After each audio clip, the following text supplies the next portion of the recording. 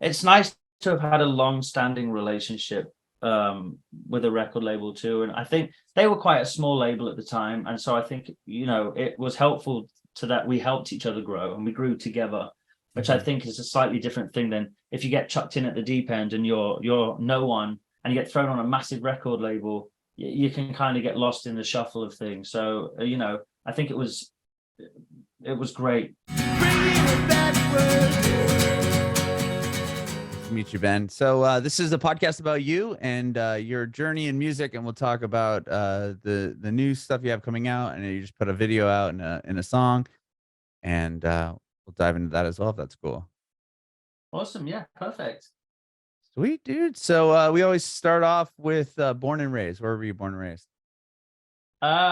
Two different answers to that question, actually. I was born in Wandsworth, South London, Uh huh. uh, and then I ended up moving to the United Arab Emirates when I was like 5 years old. Mm-hmm. My parents moved us out to Dubai, so I lived in Dubai for like 4 years. Then I lived in Saudi Arabia in Riyadh. Then I Oh went back wow. to Dubai. Then I went back to England, and then I moved to the States. So now I'm back in England. So lots of lots Oh of my dance. gosh, you moved around quite a bit. Yeah, because I did read that the band started when you were in Dubai originally, right? Yeah, originally it was all different members, and it was just we had it was we were a band that started at school, and we had a bunch of different names, and the last name we landed on was Asking Alexandria. And when that band kind of fell apart, I carried on going basically and kept the name, but it's all different people minus myself. Sure, sure, sure. Yeah, I did see that. Well, what a fascinating story of moving around. Was it for your parents' job or something that you guys moved to Dubai originally? Yeah, we moved originally, I think, basically when I was born. England was going through some tough financial times, I think. Obviously I don't remember. But so Sure. my dad got offered a job in advertising. Everyone always goes, "Oh, your parents in the military or in That's what I was oil." wondering. Yeah, no, not the case. My dad was in advertising and he got offered a job in Dubai. And this is before Dubai was what everyone knows it as now, which is essentially an adult's playground. When we moved out there, it literally was just a desert. There was one main road, the Sheikh Zayed Road. There was like one skyscraper on one end, which was called the World Trade Center back then. I don't know if it still is. And then all the way at the other end of the highway, there was a Hard Rock Cafe that you could see. And that was about it, and then camels Interesting. walking on the side of the highway and everything. It was nuts. Wow. And then from there you said Saudi Arabia for a little bit? Yeah, went to Riyadh, same thing. My dad's job took in there. We weren't there very long. We were there for maybe 2 years, Okay. possibly three. Again, I can't remember. I was so young, but then we ended up back in Dubai again anyway. And I stayed in Dubai until I was about 16, which is when I moved back to the UK. How do you remember how old you were when you went from Saudi Arabia back to Dubai? I'm trying to think. So if I moved to Dubai the first, I must have been like 8, 9, 10, 11-ish, 10 when I Okay. went back to Dubai the second time. So it all Yeah. happened quite quickly when I was Quick, young. quick. Yeah, I was just wondering, like school wise. I mean, that must have been tough if you were living in an area and then maybe you made some friends and then it was like, okay, we're moving, we're gonna be here for a little bit, and then it's like, okay, I got to move back. Was I that do tough at all? remember I went to a Lebanese school. I think it was Lebanese called Shoifat when I was in Dubai the first time. And I do remember leaving and being devastated to say goodbye to all my friends. Yeah. And then when we went back a few years later after living in Riyadh, I all of my friends were still there. They were just like 3 years older, and so it was kind of cool actually. It was Oh, that's we all cool. Kind clicked of right back reconnect with in. Yeah, them, especially when you're yeah. young like that. I'm sure it was a little bit easier. It was like Christmas. I was like, I can't believe they're all still here because we hadn't like kept in touch. Obviously, we're kids. You can't Right, got no right. mobile phones or anything back then. So I went back, and they were literally all of them still there. I do remember that very vividly. That's cool. That's really cool. Did you come from a musical household? Anyone in your family do music? Yeah, my dad plays. He's a blues musician. Plays the blues harp. So I have a huge love for blues music. Um, and then my grandma played a lot of piano, and then my great uncle, which I suppose is my grandma's uncle, he was a very famous brass band conductor. He has like an OBE from the Queen of England. So he actually Wow. was like legit. So yeah, I think it runs in the family. I got the straggles of talent, I think. Wow. Well, so grandma played piano and your dad's a guitarist. Did you start off on piano or was it guitar that you started on? I actually started on the piano, and then I moved on to guitar. Really, I think I was like 11 or 12 when I picked up the guitar. And I remember, you know, when I was at school, everyone wanted to learn the guitar. Everyone was like, "I want to learn guitar," and all of my friends' parents said, "Okay, but you have to start with the acoustic and go and get lessons and learn it properly. And if you like it, we'll get you an electric and blah blah blah." Blah. My dad just came home one day with an electric guitar and was like, "Here you go." And I just kind of sat down and ended up getting a guitar teacher, but he didn't really teach me much guitar. Like he was big into motocross, and I used to race motocross and ride motocross bikes when I was in Oh, Dubai. So wow. we just would sit and talk about motocross instead of learning guitar. And funnily enough, I've just moved back to the UK. So I live back in England now with my family, and I bumped into him at the pub. Like he was there at the pub, and he lives 10 minutes down the road from me now, which is absolutely insane.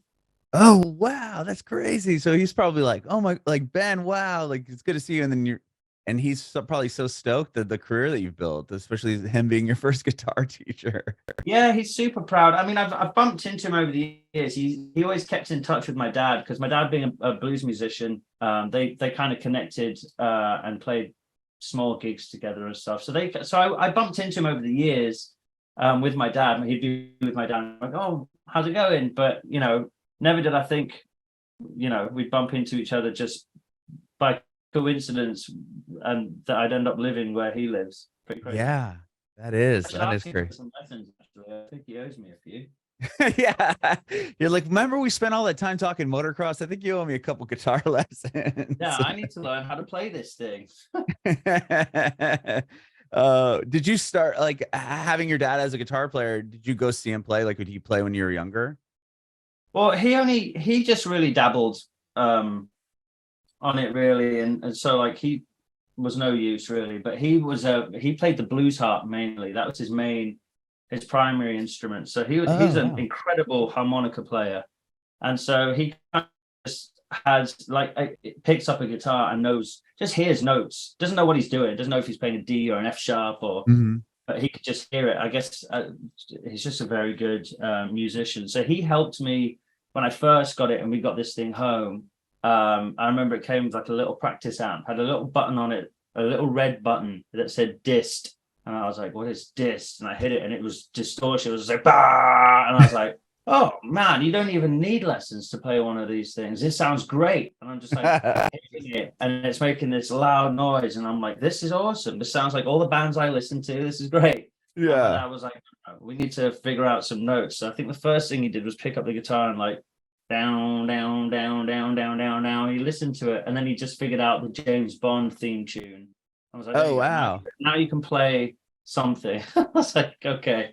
I just hit the red button again and carried on. After learning a guitar, like how quickly did you want to play with other, like join a band or play with other people? Was that pretty fast, or was that something you're always interested in doing once you got the guitar? Yeah, it was pretty immediate. I mean, I remember my mom's told me stories of when I was really young, so like 2, 3 years old, sitting in front of the television with one of my grandparents' old wooden tennis rackets, watching Grease, just pretending to just drum along to the movie Grease. So I always wanted to do it somewhere, you know. And I think as soon as I started having guitar lessons, and as soon as I started playing the guitar, I think the first thing I did before starting a band was really I tried to play in some like the school productions. So I'd sort of be behind the scenes playing terribly, I'm sure, while some talented students were acting, and I was probably ruining their monologues and such. But that's kind of how it started, and then it kind of progressed into, "Oh well, one of my friends plays drums. Why don't we have a jam?" And it just kind of goes from there, really, and ends up taking over your life. Yeah, wow. So when you guys, kind of started, what was like the first variation of Asking Alexandria? Like, were you playing out quite a bit? Because from what I read, I believe that you guys put like an album out, right? Or you put out some music in the very, very beginning. Yeah, my dad was like my dad was so supportive of me and sort of wanting to write. I always wanted to write, even when I was like 2 or 3 years old and sat on my grandma's piano. I'd always write. Weren't very good, but neither are the songs I write now. But you know, always trying to write and compose and stuff. So he was really, really supportive, and so he actually went out and bought a bunch of recording equipment. And he turned he had like a, I don't know what you'd call it really. He had it in his house. He had his living area with the kitchen, and then he had all the bedrooms, and then in between the bedrooms there was like a hallway. I guess maybe like a small family room before family rooms were really a thing. And he just converted it into a studio for me. Nothing fancy, nothing crazy. You know, I think that we had like a 12-track recorder and some speakers stuff, but he did that, you know, and he learned how to use it all, and he went online and he these are back in the days where you printed out instructions and you'd read through stuff because there were no tutorial videos. And yeah, he learned. So I was very fortunate when I was young that I was able to write and record songs and music and albums. And yeah, I was really fortunate to have parents that believed in me that much. And even if they didn't believe me, even if he was sat there going, man, this kid is awful, you know, he encouraged me and helped me on my journey. Yeah, wow, that's amazing that he did all that just to set up a recording thing so you guys would have, you know, copies of your music. And a lot of people don't have the support when it comes to playing in a band or pursuing something creative, at least just because there's no real like guarantee, I guess, for a job or even that, well, really anymore for anything. But like back then it was like, you know, go to college and get a great degree and do this, but to be that supportive of it. Yeah, my parents were always super supportive. My stepdad, he was supportive, but he was a little bit more on the straight and narrow than my mom and dad. So he was like, I'll tell you what, you can have a gap year after you finish school, and you know, if it doesn't work out, then we'll go to university and all that stuff. And so even if you ask him now, he still tells everyone I'm on my gap year. It's just been extended. Oh, so the gap year, the band started doing well enough to where you didn't have to go back, or you didn't have to go. Oh, you just decided, you know, this is it. I don't care. Yeah, well, you know, and like I said, my parents were always so supportive, and I think he kind of half said it, half jokingly, because I was very fortunate too, where they would help me sort of financially. My parents weren't rich by any means. We didn't grow up wealthy or anything like that, but they were just so supportive. And my mum and my dad's kind of philosophy was, okay, well, we'd be paying for you to go to university anyway, so that money would be coming out of our pockets. So instead of paying for, you know, exorbitant school fees, they knew how passionate I was, they knew how badly I wanted this and how much it meant to me. So they actually bought me, I went to America, I flew to America, and I was like, I'm moving to America, I gotta do this, I have to go. And so I know where to live and I know where to go, and I came here. So they bought me an RV, and they were like, well, this is your university money, here's an RV. So I lived in a Walmart parking lot in an RV my parents purchased for quite some time. What part of United States did you live in? LA? No, New Jersey, of all places. Okay. But I think New Jersey, because I'd managed to obviously find a group of friends in England to join my band and convince them that moving to the States all on our own with nothing was a good idea. And so when we looked it up, like how much were flights, how do we get to the States, I think the cheapest flight was to Jersey. It was flying to Newark. And I think probably because it was so close. So we were like, well, we'll fly there and then we'll see what happens. And, you know, we quickly discovered that Jersey was part of the tri-state area. So there was New York right there. You know, we had Pittsburgh, Philly, we had New York City, we had loads of the different cities in Jersey. And so we were like, cool. And we just started doing circuits around the sort of the tri-state area. Wow. So once you had moved back to England and you guys reformed the band, all of you all moved out to the States together? Yeah, well, kind of. So there were obviously parents that were reluctant. They're like, you guys, one, you barely know each other. Two, you can't just move to the States. Like, you can't do that. Like, how are you supposed to get there? What about visas? What about all that stuff? So at first it was me and James, our drum player, whose parents were like, go for it. So we flew out, just the two of us. And the other three were kind of still back in England trying to convince their parents, please let us go. Danny, I think, was next to join. His parents were super supportive of the whole thing. Cam and Sam's parents were a little bit more, this is crazy. Like, what are you doing? But eventually, Right. you know, all the parents, I think the parents all had a meeting. They all got together, I think, and sat down and discussed it. I don't think they knew each other or anything, but they all met and were like, are we going to let them do this? And, you know, they did, thankfully. That's incredible. Oh my gosh. Wow. Well, Yeah. real quick. So before you all moved to, or you moved to Jersey, you had moved back to England, and then you picked up the band, or you kind of reformed it once you got there. Yeah, I And like, think how did you meet the other people, you know, before you decided to move to Jersey? so. When I moved back to England, a lot of the previous band members that from Dubai moved back to England as well. So we tried to give it a go, but it was just. I mean, you know, it goes without saying, but it's such a tough industry to sort of get into. And so I remember Right. we played some shows, and there were shows we were playing where there was 0 people there. We were playing in front of, you know, the bartender, who probably had earplugs in, you know, and it was tough. It was really hard. So they all, you know, probably did the smart thing and were like, we can't keep doing this, you know. It's we've tried. And I just wasn't ready to sort of give up on it yet. I was like, man, I don't have any other like desires, you know, to do Mhm. anything else. So I carried on and I found the other members, and basically I met Danny, and Danny introduced me to um Danny actually didn't know James, but he said there's a local band that's playing at a pub, and there's loads of hype around them. People love this band. For a local band, they had quite a good following, and I went, and James just blew me away. You know, like, it was a very, very heavy band, way heavier than Asking has ever been. But Mhm. he was just so good on the kit. I was like, this is insane. I need this guy. So I went to meet him, and I was like, hey, how's it going? And I played it cool. And I was like, I'm in a band too. And he was like, oh, really? Kind of like, he didn't give a shit because he was the shit, you know. He You're just right. Right.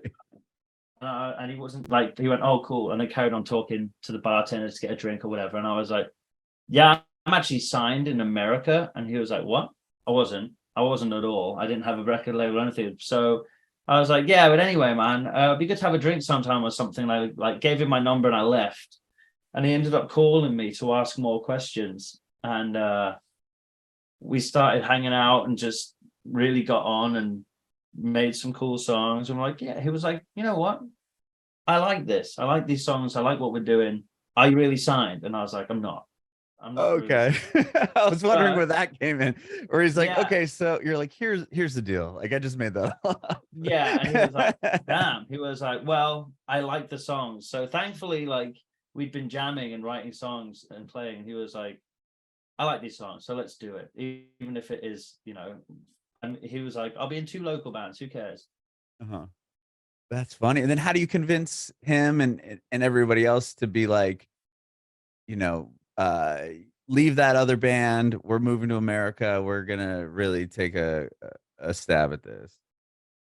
So I think basically what happened was I managed to convince everyone to fly to America to record some demos, because there was a producer that recorded loads of bands that we really liked. And I was like, what if we could get him to record us? And everyone was like, he's not going to record us. He's working with big bands already. He's an established producer. And so I emailed him. And I remember he's told me since, he was like, I ignored the email at first, but I kept getting drawn back to it. And he said, the only reason I said, yes, I'll record you guys is because he had never recorded a foreign band before. So to him, it was like a bucket list thing. He was like, oh, well, it would be cool to record someone from another country. I want to see, he was curious to see what the differences would be. And I guess, you know what I mean? So he Yeah. agreed to do a couple of demos for us. So we flew out, our parents bought us all tickets. We flew out for like a week to Indiana, Connersville, Indiana, of all places, where he was from. And we just recorded some demos with him. And we came back and we put the demos up on MySpace, if you remember MySpace. Oh yeah. And they just got traction, and people were listening. Like, we weren't signed, and I don't know how people found us, but we were getting like 30,000 plays a day at one point, and we were like, what, this is insane. And so we were like, maybe we could get signed off these numbers. And so we sent out to countless record labels, and no one was interested. We always got the same responses: you need to establish yourselves, you need a fan base, you need a following, you need this, you need this, you need management. No one was interested. So we just took it upon ourselves. We went back to the producer and we're like, we want to do an album, but we don't have any money, we don't have a record deal, and we really want to do this. So we booked in the time to go do this album. And then before we even flew out, we got a call. Well, we got an email actually from Sumerian Records. They'd heard our stuff online, I guess, and they were like, we want to sign you, here's a contract. We knew nothing. We were kids, didn't know anything. We didn't even read it. We just signed the contract. Of course, though, it's like a label wants us. It's our time. Yeah, and I've been trying to get signed, mind you, since I was like 12. My mom and I would sit in the kitchen, and my dad would burn CDs at his house, bring them over to my house, stacks of CDs. My mom would help me put them in envelopes and handwrite all the addresses for all the record labels around the world, and we'd send them off in the mail. And I never all the press kits back then. Oh my gosh. Yeah, so I did all of that. And so when I finally got a contract come through, I was like, I didn't, I just signed it. I was like, yes, let's go. well, that worked out. I mean, you put out a bunch of records with that label. Yeah, it did work out, and it's nice to have had a long-standing relationship with a record label too. And I think they were quite a small label at the time, and so I think it was helpful to that we helped each other grow and we grew together, which I think is a slightly different thing than if you get chucked in at the deep end and you're no one and you get thrown on a massive record label. You can kind of get lost in the shuffle of things. So I think it was great to be on a label that was, they knew what they were doing to a certain extent, just like we knew what we were doing to a certain extent. We both knew what we wanted to do, and it kind of just worked out. And I think we both were really good for each other at the time. That's amazing. So once you put that or record that record, do you stay in the States from then on for a while at least? Yeah, we did. We stayed in the US. I think everyone still lives in America to this day. I moved back to England just recently, and we were there for a very long time. And I had just got to the point where I think COVID hit. I'd already been homesick anyway. I'd been homesick for quite a few years. I'm really close with my parents, obviously, and my sister. And so I was getting more and more homesick. My grandparents had started dying, while I was overseas and stuff. And you really start to realize, like, man, I'm really out here on my own. Even you've made relationships, but your family's all back home. So I was struggling anyway internally quite a bit. And then when COVID hit, it kind of really hit home when I couldn't go back. I just couldn't get home to see my family. I was like, this is really, it puts life, I think, into perspective, and you just start really taking time seriously. Like, wow, time, we don't just have an endless amount of time, So for me, that was the beginning of sort of talking about planning to move back home to England with my family, and here we are.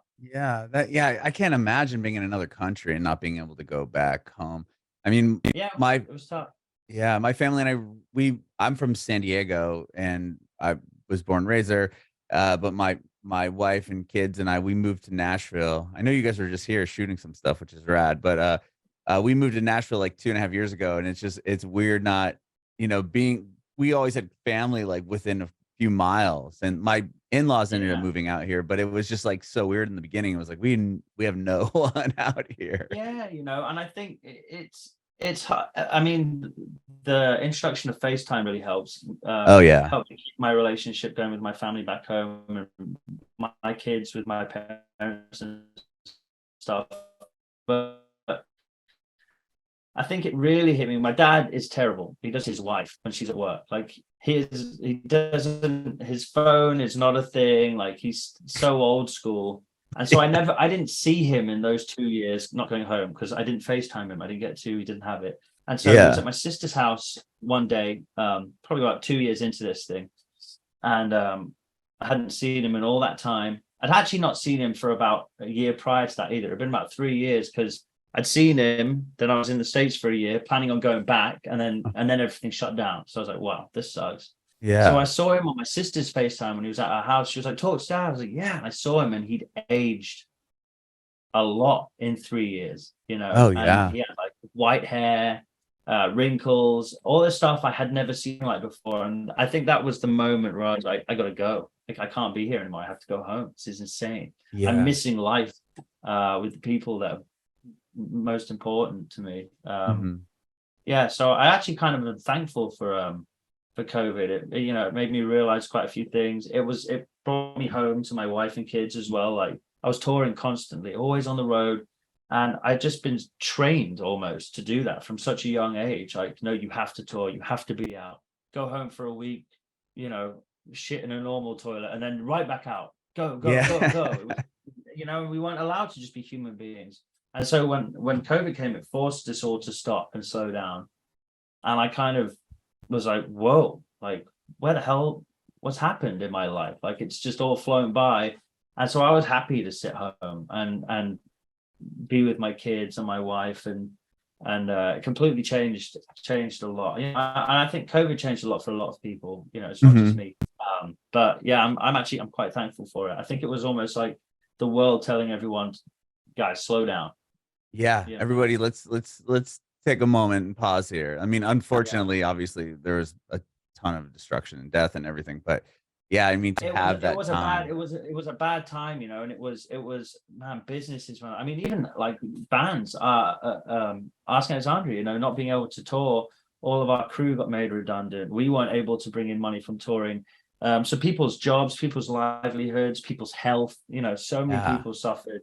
My sister works in care, and her husband worked in care. So the things she was seeing and telling us, I was like, man, this is brutal. But again, I think that just added to my longing of wanting to go home and be with my family, because you just kind of like, nothing's a given, 100%. Things like this happen out of nowhere, and I got COVID way back when I got COVID right before they announced or knew about COVID. You got it when there was called the coronavirus? Yeah. Exactly. Just kidding. But I got it, and I went to the doctors, and they didn't know what it was. They were like, we don't know what's wrong with you, but I couldn't breathe. Like, it was brutal. Wow. And my chest was messed up for like 6 months. And obviously after about a month of having it, people figured out, oh, there's this thing called coronavirus, and that's what's going on. So I freaked. I was like, I'm going to die. Hell yeah. It was scary, man. Because back in the beginning, do you remember? It was like, dude, it was like, yeah, you go outside and like wipe down your groceries and like the bag if it showed up at the door. Like, goodbye to your kids and your wife to go to the grocery store. Like, I love you all so much, and you have to go out there and be like you're sacrificing. Right. Remember me. Exactly. You know what I mean? And you're out there like, just wipe everything down. I was like, this is insane. Yeah, I went at the time.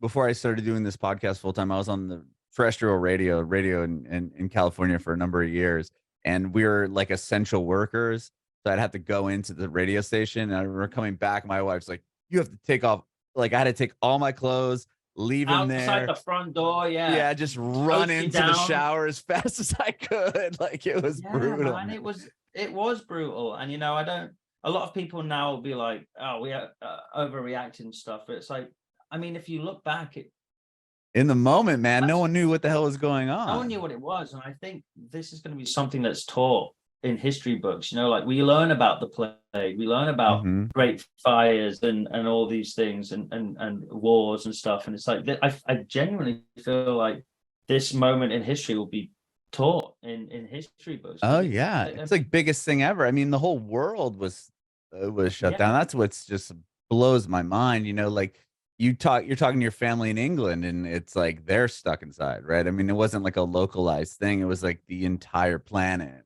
it was everyone all suffering from it. Right. It was crazy. And then you really feared for your kids too, because they'd be like, kids and elderly people are really susceptible to it. And I'm like, at the time I had 2 young kids, and then I had 2 more kids born during COVID. And I'll tell you, oh my gosh, that was a weird experience. Like, we got in the hospital, gave birth, and they were like, get the hell out, go. And I'm like, what? You haven't detached the baby yet? No, sorry, go. Like, But even this having is to go to the crazy. doctor's visits, I couldn't even imagine that, man. That's scary. It was, I wasn't even allowed in to the doctor's visits when my wife was getting, making sure the baby was healthy and Checked everything. in, yeah. I Oh my wasn't even gosh. allowed in. I'm like, I'm her husband, and me and my kids would just sit in the car waiting. Like, it was That sucks. crazy. It was weird. Oh my gosh. Well, I'm curious, but I want to back up real quick because you guys put a record out in 2020. I was wondering, like, how did that affect, or even the next in 2021, was that affected at all by the pandemic? We actually put 2 records out during the pandemic. I remember the first one in 2020 that you're talking about, Like a House on Fire. Everyone was, Yeah. at that point, no one had been putting records out or Mhm. music. Everyone pushed all their dates. And I remember talking to our label at the time, like, I don't want to push it. I want to put it out. And everyone was like, no, it's not the right time. You can't tour. You can't do this. You can't, and I just remember thinking, but now it's a time more than ever that people need music. People like, Mhm. for me growing up, music was so important. Obviously, as we briefly figured out, my parents split up. I was quite young when it happened, and music for me was something I lent on. Like, I needed music at that period of my life, and it helped me. And all I could think of was like, this is why I started music. I didn't start music to tour and be famous and all this stuff. And I started music because I loved it and it helped me, and I hoped that maybe even if one person heard it, it would help them. And so it was a big conversation, and I was like, come on, let's do it. And they did. They said, okay, we'll release music during COVID. And I don't think, you just don't know. You don't know if it would have done better or if it would have done worse. You never know, but I'm glad we made the decision to do it. And then I remember getting a tour booked, a headline tour, because everyone in the beginning, if you remember, everyone was like, it's only going to be a few weeks. Yeah, it was So we just 2 weeks to flatten the curve. Exactly. So we pushed our tour and rebooked it, and we're like, cool. And then we pushed it again. And then we pushed it again. And I was like, oh man. And I remember our manager calling me saying, there's no touring, dude. And I'm like, well, when can we do it? And he was like, I don't know. Like, I don't know that touring is gonna come back ever at this point. And I was like, wow. And I remember crying. I was so disappointed because we'd worked so hard on putting this tour together and releasing the record, and all that stuff. Hey, kiddo, can you give me a second? Hey, you can just sit over there if you want. Okay, kiddo. And we worked so hard. I have a 7-year-old. It's all good. You're never too far behind me, are you? Let me just sit on the sofa. Yeah. I love you. So yeah, I was so gutted. I actually remember being outside my house pacing, talking to my manager and crying. And I was like, well, that's that now, and at that point it was still so early on in the pandemic. I mean, we're talking It's your weeks. livelihood. I mean, I'm sure where, you have to get out on tour because it's a big part of it. Yeah, that's what pays the mortgage. That's what pays the bills, and Yeah. so it was scary, but like I said, I ended up learning a lot from it and actually realizing that you can find a way to get by. You can downsize houses, you can downsize your car, you can live off of less money to a certain extent, but so long as you're together and you've got the people around you that you love, that's what became important to me. And so it just put things into perspective, and hopefully those are lessons that I can take with me and instill in my kids too, and sort of explain to them what's important, because you forget, don't you, when you're younger? You forget you're important. That's it, at the time. Yeah, me, not thee. So it's good. Sit down. Well, yeah, I know you're busy guy.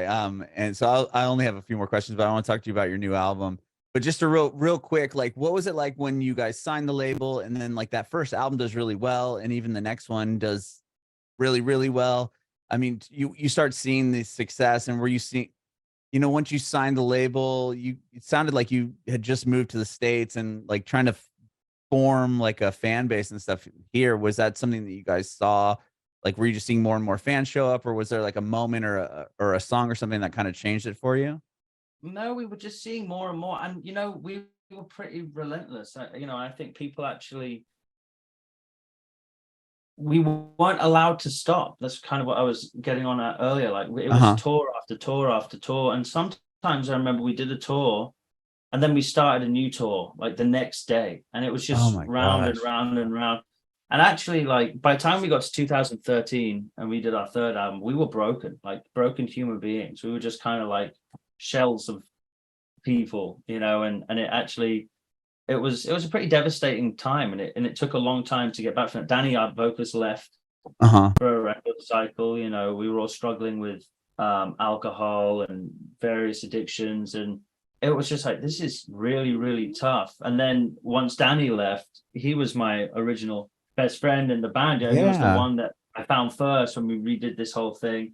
And so when he left, it was like, what am I doing? But again, at that point, I had nothing else to fall back on. I didn't go to school, I didn't do anything. And I was just told, time and time again, all these other bands are going to take your spot unless you keep going. You have to keep going, find a new singer, keep going. And so we did, and we didn't take time to sort of realize what was going on, and we didn't take time for ourselves to fix ourselves or heal ourselves or the people around us that cared.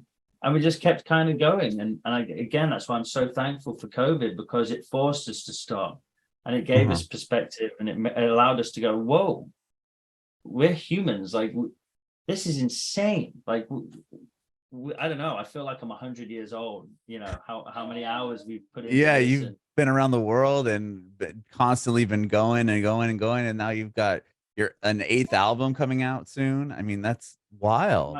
My wife said that to me the day. She's like, your 8th album is coming out, and I was like, yeah, that's a lot. And she was like, you need to rest, because even though we've not been doing much, it's still like, there's still always people wanting something from you, people needing songs, or whatever it may be. So it's really, it's a lot. It's a lot of work, and I think everyone works hard these days, and I think that's a bit of a problem, especially in Western cultures. We all are told you have to work, and then by the time you're old enough to not work anymore, and you've hopefully saved enough to retire, you're tired and you're old, your kids have grown up and moved out, the world's 200 degrees Celsius warmer because of global warming.